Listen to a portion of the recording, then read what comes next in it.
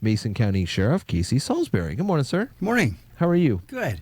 It's a busy weekend for you guys, it sounded like, getting reports starting Friday with some information on that Lena Lake situation and the sleeper creeper. Some of you guys sent out some photos on that thing. Yeah, it's actually the last couple of months. I think within 2 months we have 17 major incident calls like those. Wow. It's been very, very busy, not even finishing up with one, and we get 2 more. So It's been super busy the last 2 months. Last thing we heard on the alleged intruder into a house and would kind of look as people slept. There was some 6 cases or so, but there was always kind of a feel that maybe this happened to other folks. They either slept through the incident or have not reported on it. You're telling me that you got to make a report. Yes, it's extremely important because as you watch how this case developed and what's occurred since the initial developments took place, that one person finally mentions something and then somebody else hears about it, and then there's more victims that add to more victims, and in this circumstance, that's how that kind of triggered off. And then to have additional victims, and when somebody's in your home or something similar to that, that's important to call. Yeah. And look how this has developed and the circumstances behind this. So it's very, very important to call when you have something like that occur, because if somebody's in your house for any reason, generally it's probably you need to call. There's not very many circumstances where somebody wanders into your house uninvited and it's okay. Yeah. It is not a time to feel embarrassed. You are the victim here. It Absolutely. is not, this happens to people, and unfortunately, it happened to you in this situation. But you got to call, and it helps with all the processes, including your own personal. Remember that being a part of it and being involved in that is the only way we're going to be able to solve these. And if you were a victim, you may have helped.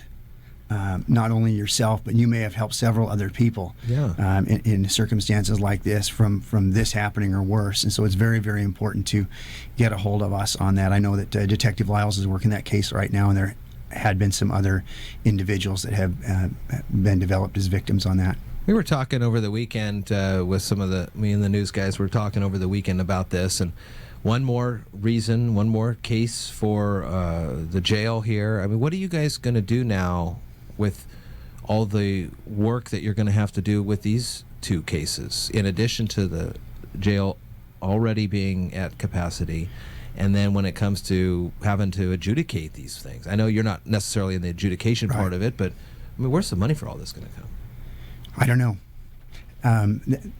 That's a matter of priorities of government and what people think, what they want their county tax dollars spent on. There's a lot of different things in our county, that some of them that very, very much need to be done, and the county and the commission are going to have to prioritize those, because we're at a circumstance in the jail where we're full. We're running over, and it's hard for people to understand sometimes that when we have certain types of suspects or people that we've brought into custody, sometimes they need to be isolated. Yeah. They can't be in with general population, so they may have to be in a room that takes up an area for more than one bed. So that means, yes, we're full, but there's 3 other beds that we can't be using right now because we have to hold that person in isolation or another bed, and you have to separate them out for different reasons.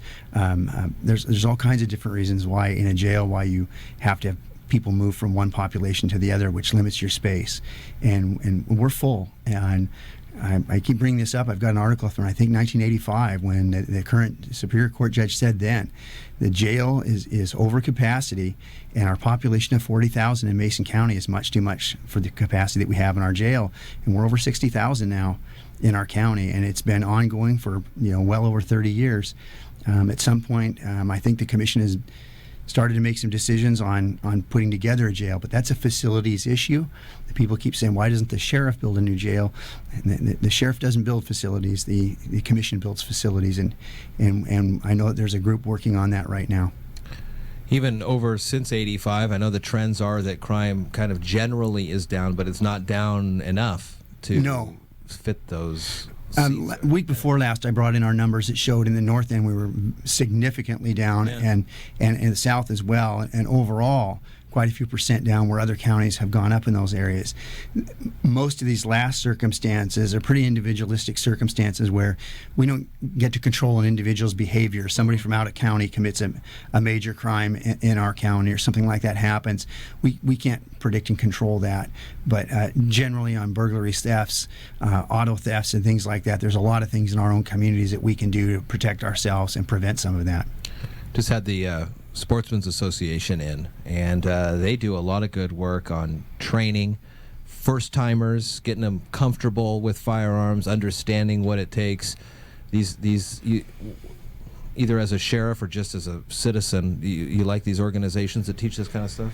I don't know about all the organizations, but I can speak for the Sportsman's Club here in Mason County. They do a very, very good job, and they offer a number of training classes that I think are really important, especially for people that have never owned a firearm or have very limited experience.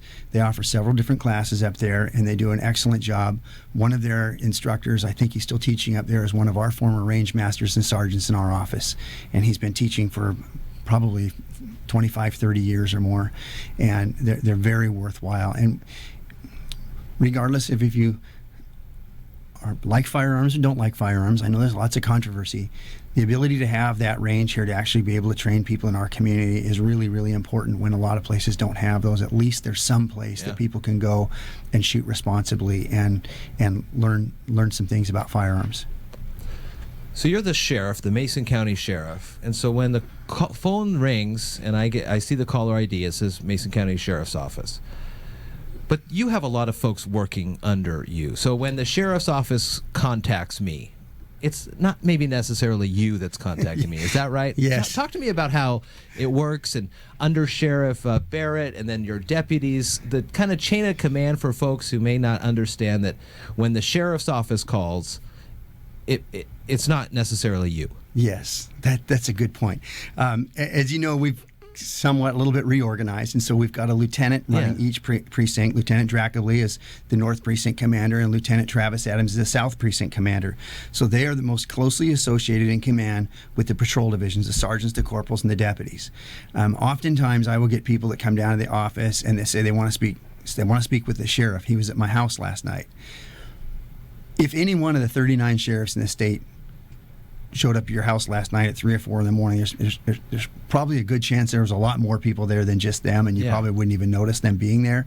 Oftentimes people will see one of our business cards and it says Mason County Sheriff's Office, and they call and they want to talk to the sheriff, when really who they want to talk to is possibly the deputy handling that case. Yeah.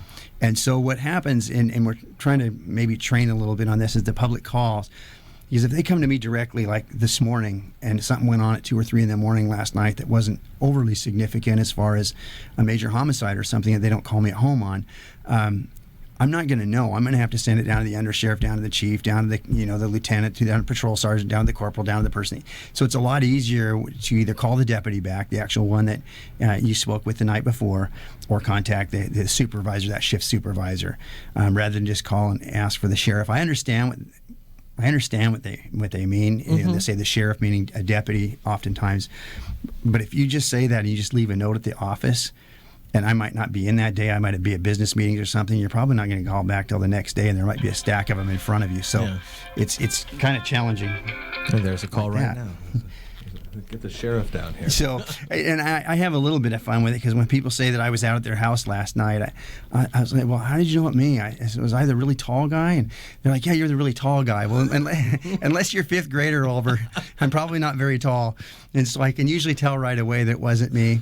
The other thing that happens to us fairly frequently, people will come in, they've got a traffic citation for something, and they'll want to talk to me about it, and it'll actually be on a Washington State Patrol. It'll be one of the other agencies. Uh-huh. So I think it's important. It's important for people to understand that it isn't always, what agency you're calling. The last thing on reporting, another thing I think is pretty important, Jeff, that you brought up, was when you call, if a call comes into our communications center, they distinguish for you which agency it goes to. Oftentimes somebody will call, or they'll even come into our office because we're downtown, and they'll have an issue, but it's actually an issue that occurred in the city. So you're going to want to call Chief Moody's folks at the city. Okay. If you're in the city of Shelton, the city officers are going to handle that. If you're out in the county, it's going to be county. And some places in our county, near Grace Harbor County, some people actually have an Elma address. It's their closest mailing, but the actual call for service is a Mason County address. Or sometimes people will call on a business line and want something, and they're actually in Grace Harbor County if you're out on the edges of the county. And so it's really important to call the dispatch center, and they'll know your location and exactly which agency it goes to. Or it could be we'll get calls every once in a while, and it's actually on tribal land, and so they'll be able to distinguish those parameters of what is tribal land, non-tribal land, and sometimes we just don't always know, and we all go anyway. But it does help to get the right organization there to deal with your issue. So is that when you call from a landline or even the cell phones now? You can distinguish? Well, the dispatch is going to ask you your location, okay.